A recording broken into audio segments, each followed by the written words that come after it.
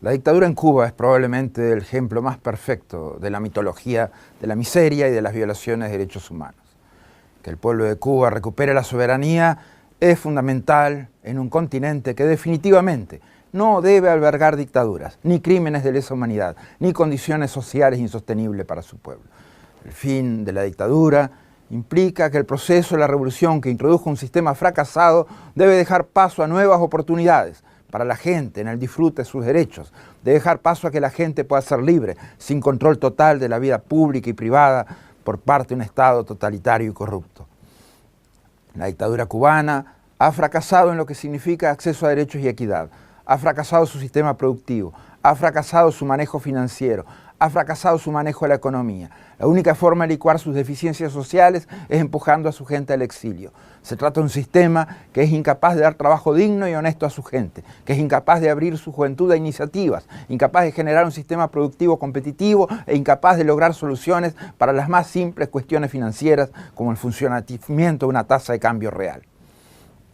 La revolución castrista ha sobrevivido sobre la base de su parasitismo. Primero de la Unión Soviética y en segundo lugar a Venezuela. Es un parasitismo extremo, porque aún después de haber, por ejemplo, matado a la revolución bolivariana, la siguen succionando en su beneficio. Es el concepto fundamental de la revolución jinetera, vivir de lo que sacan de otros, aún de la manera más sórdida, aún por brindar los servicios más infames, como reprimir, hacer inteligencia represora interna o torturar. Es imprescindible que la dictadura caiga, porque es la única forma de terminar con la impunidad en materia de corrupción, de violaciones de derechos humanos y crímenes de lesa humanidad en la isla. Es la única forma de visibilizar sus mentiras y la fachada que tratan de presentar al mundo, como las falsas elecciones o como el ilegítimo referéndum constitucional, sin garantías de derechos políticos y civiles y cuyos resultados serán ilegítimos. Es necesario terminar con una revolución que costó la vida de gente en decenas de miles de ejecuciones. Esos ciudadanos cubanos fueron ejecutados por tener una diferente opinión política. La revolución castrista, en sus 6 décadas de vida, jamás ha permitido a los cubanos y a las cubanas pensar, elegir y decidir libremente. La libertad individual más básica es inexistente en la isla.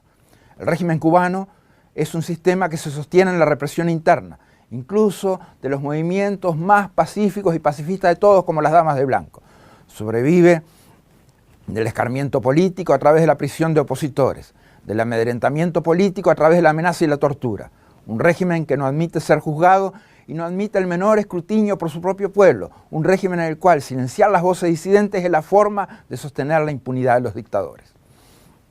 Las dictaduras contaminan los sistemas políticos democráticos con prácticas autoritarias en políticos, partidos políticos, grupos de presión, sindicatos. Contaminan con corrupción, llevando a un extremo la lógica de financiamiento espurio a campañas y partidos.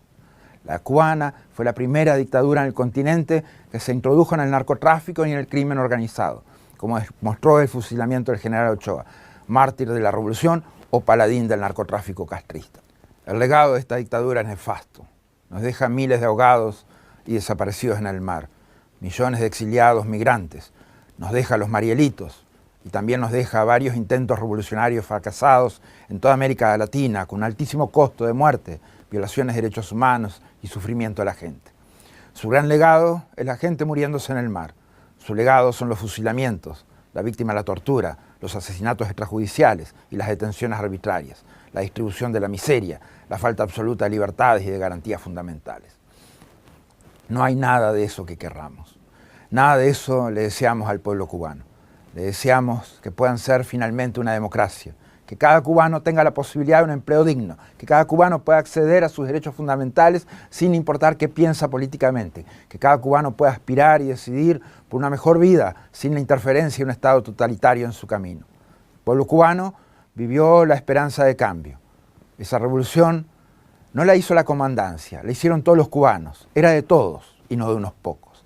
El verdadero soberano, el pueblo cubano, nunca eligió ese destino. El verdadero soberano, la gente que busca sobrevivir día a día con lo poco que recibe, que preserva su dignidad a pesar de tantos años de engaño y privaciones de sus derechos civiles y políticos, no eligió reemplazar una dictadura por otra.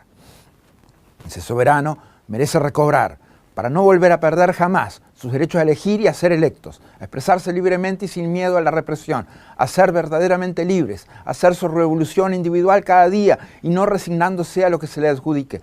No merecen seguir sometiéndose a un porvenir de decisión de privilegiados que hace rato que dejaron de bregar por los intereses de su pueblo. El pueblo cubano, el soberano, merece la oportunidad de elegir su destino, de ejercer su derecho a la democracia, de tener un futuro colectivo de verdad. Es demasiado grande para seguir siendo sometido a la opresión.